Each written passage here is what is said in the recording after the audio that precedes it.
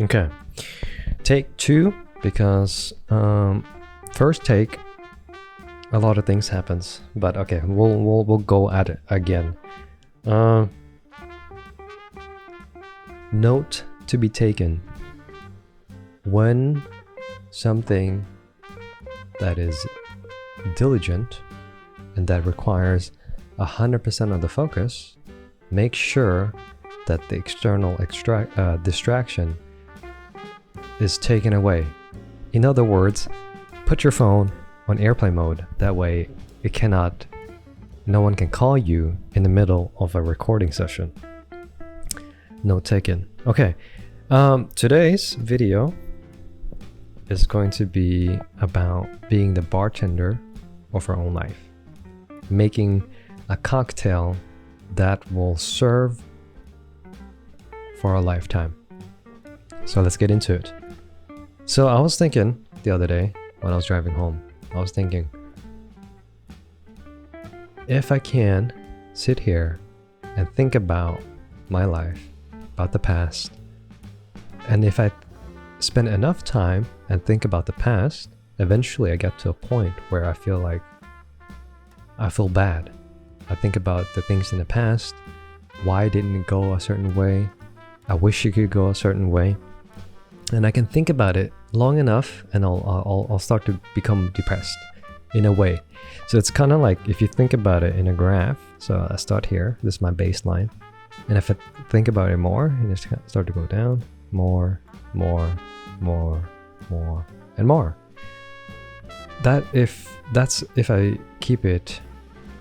If I fixate on that point for that long, I'll start to get more sad. Now, that reminds me of cooking or like knowing a certain recipe. Let's say I'm making a cocktail. I know exactly how to make a martini. I don't know names of drinks, but let's call it martini. Martini on the beach, okay? Martini on the beach always makes me sad. So it takes me a while to make it, right? So I cook it up. I put in a little bit here, there, ABC, salt, sprinkle, this and that. And then now I have it. I drink it and I'll feel bad. Now, which also got me thinking on the other side, what does it take to make a happy tale? A cocktail that makes me feel good. So I was like, okay, if I'm here thinking about what I don't have and I wish to have, what if I thought about what I do have and what I do not wish for? That sounds a lot like being grateful. To think about things that you do have and be grateful to what I have. And now I feel like, wow, I think I might have stumbled upon the recipe of being grateful.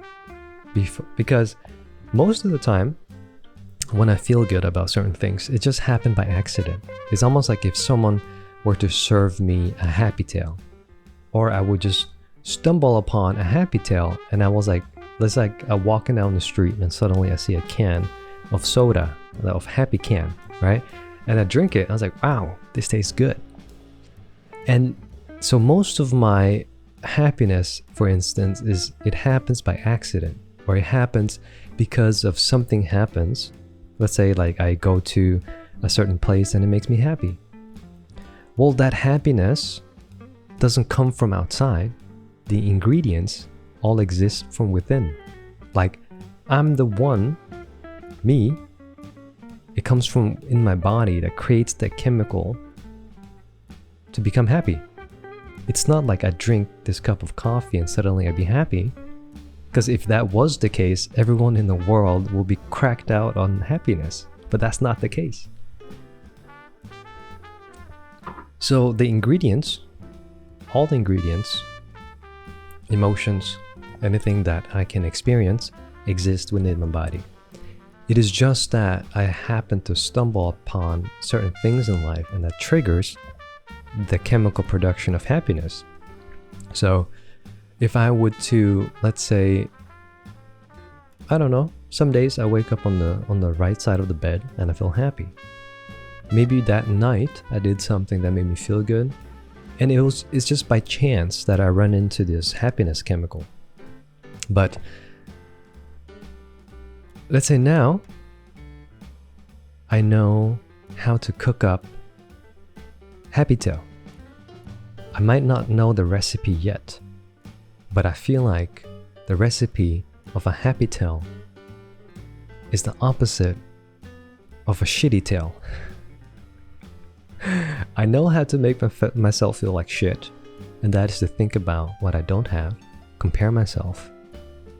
So let's not compare myself, and let's not think about what I do not have, but rather think about what I do have and not compare myself. This sounds like the yin and the yang, you know? You want to do something, do the opposite. If I can make myself feel like shit, well, you'd be damn right I can make myself feel good. And it's just a matter of time before I'll find this recipe, because I know it exists, because there's happy people out there. There's something that they do that they are, feel good about themselves, feel happy. It's just something that they do. It's just their body is kind of like this factory, and they know this recipe so well that they can close their eyes and make it. But for me, I stumble upon it once in a while. I've tried it, I've tasted it, but I just don't know how to make it yet. But I know what it feels like, so I just gotta keep experimenting until I find it and I can make it. And suddenly, I'm done with the shitty tail and about to keep making the happy tail. Because why do I keep drinking the shitty tail if it keeps making me feel like shit? Start drinking the good tail, the happy tail, the content tail, the sex on the beach tail, not the shit on the beach, the one that makes you feel like shit. So I finally feel like I know the meaning of gratefulness, because to be ungrateful is to overlook the things that I do have and not really value the things that I have and not feel great about it, just kind of take it for granted. But if I stop and realize what I do have, suddenly I'm brewing this chemical inside, and I can make it on demand, because I can look at myself and say, dude, you know how many people would wish to have hair? You know how many people that wish to see colors? Do you know how many people that wish that they can just breathe? Do you know how many people that wish to just eat or taste things? You know, there's so many things to be grateful for, but it's just I haven't taken the time to make that recipe, to realize what it means to be grateful, what it feels to be grateful, what it feels to cook up that happy tail. So that is the bartending of life, and that is the happy tail, not a mocktail, because that will fool you. But also, before I'll end, I'm gonna share a little secret. And that secret is, I just realized this today, and I figured I'd share it with you guys. So here's a cup, and if I just look at the cup, it can just be a cup. Or if I look at a cup, let's dig deeper, because the deeper I go, the more grateful I become. I'll prove it. So a cup, most of the time, or most things that I can find in the house is just a thing, until I start to dig deep. So this cup was made probably in a factory, right? But in the factory, where is it? Who made it? What if it was a person that handmade this cup, and that is his living wage? He has to produce this cup to to make a living. So this cup comes from someone who spends their energy, their heart, and everything they got to make a living, to support their family. And their family's income depends entirely on this person that makes this cup. That could be true or false, I don't know. But suddenly this cup doesn't just become a cup, it becomes more than a cup. So I'm cooking up it's like a story that I tell myself. It could be true, but it could not be true. But at the same time, the things that happened in the past, I cannot change it. But still, I'm still doing it. Why do I do that? Why do I not change the narrative and make myself feel good? It's a choice. It's a recipe. It's a certain actions of reactions, a certain like there's like a do action A and you'll get you receive action B, kind of like that. So it's like a chain reaction of things. Now if I look at things in that way, I feel better, I feel more grateful. Why not do that than looking at things as in, oh, it's just a cup, who cares, you know, who made it, I don't care. But if I start caring about the things that I have, or maybe just be thankful for having a cup, because I could drink from a plastic cup, for instance, or styrofoam, or no cup at all. It might not even be this clean. It could be just really dirty. It could be unsanitized, and it could not be pleasant to hold, for instance. It could be rust, right?